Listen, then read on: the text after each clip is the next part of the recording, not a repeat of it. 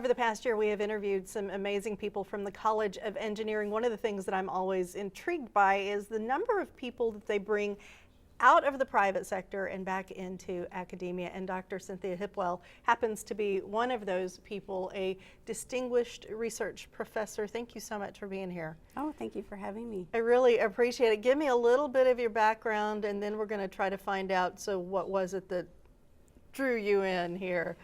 Well, I spent 21 years in industry. Most of that was at Seagate Technology at their recording head division. That's where they made the heads that read or write data in hard disk drive, where you store your data on the computer or store data in the cloud. Okay. And I was responsible for understanding and finding new technologies and getting them ready to actually go into products. Good grief. I told her in the break, and I'll be honest with you too, way over my head, but the fact that you are able to then use what you gained and what you learned from working in the private sector and then bring that to be able to translate to the students. I know that a lot of times one of the most important aspects for a student is, okay, I'm getting this degree, how does it actually translate into the real world? And you're able to do that for them. That's been a really fun part of my job, and actually really the reason Dean Banks was able to convince me to be able to do this was seeing the vision of how I could come into the department, work with the researchers, my colleagues, be able to collaborate with them, help mature technology, and then also working with the students, providing them with a real world example. This is why you learn this equation. This is how you learn that what you're learning in class actually helps you develop something new and something that may not even exist today. It's such an important component, and I have been so thrilled with all of my different College of Engineering interviews to learn that it is so important to the college in general to be able to do that, to make that connection for students.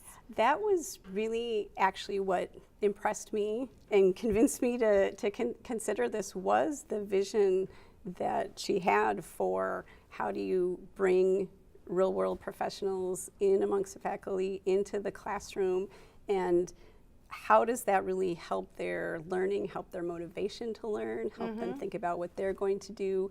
And it really does make a big difference. You can see the students' face light up, and I think it really helps motivate them to learn the very difficult material that they need to learn, but there's a reason, because they can see light at the end and what they might be able to do. Well, and like you said, this is why you're learning this equation. It's not just because we want to torture you with another equation. Here's what you're going to be able to do with it. Here's the practical application. I think it's fascinating. Exactly.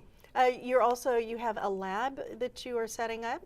Yes, it's in renovation right now. I'm setting up a lab. It's called the Invent Lab, and that's actually an acronym for Innovation Tools and Entrepreneurial New Technologies. So we'll be taking some of my background where I developed new models, tools, business processes to be able to make innovation go faster, and we'll be looking at new concepts that are being developed in the College of Engineering and how can we mature those to potentially make it out of the university into industry, into commercial products. So we'll fascinating. Be starting with my background, we'll be starting kind of in the sensors and small devices area, and then expanding out.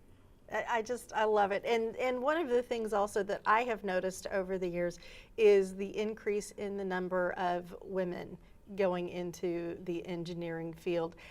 When you first started out in engineering, were there as many as there are today? It certainly wasn't a lot. There were probably 5 of us in my class of 30 mechanical engineers. Here at Texas A&M, we've really put a big effort into that and had the largest incoming female class of women engineers in the country. So, oh, wow. So really strides forward there. And is there anything, are you working with them personally because you see that it's important? Well, I am actually, with my background, going to start a group for women innovators. Okay. And so looking at that process of discovery to creating value. And so we're going to be, role modeling, mentors, and really encouraging women to be involved in that process of innovation. We've got this large class coming in.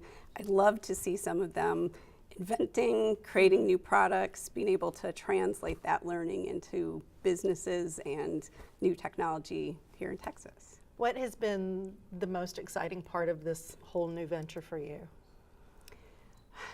Probably getting into the classroom and working with the students and just being able, their energy, their enthusiasm when they learn the new material, being able to share the experiences and see the effect, it's really rewarding.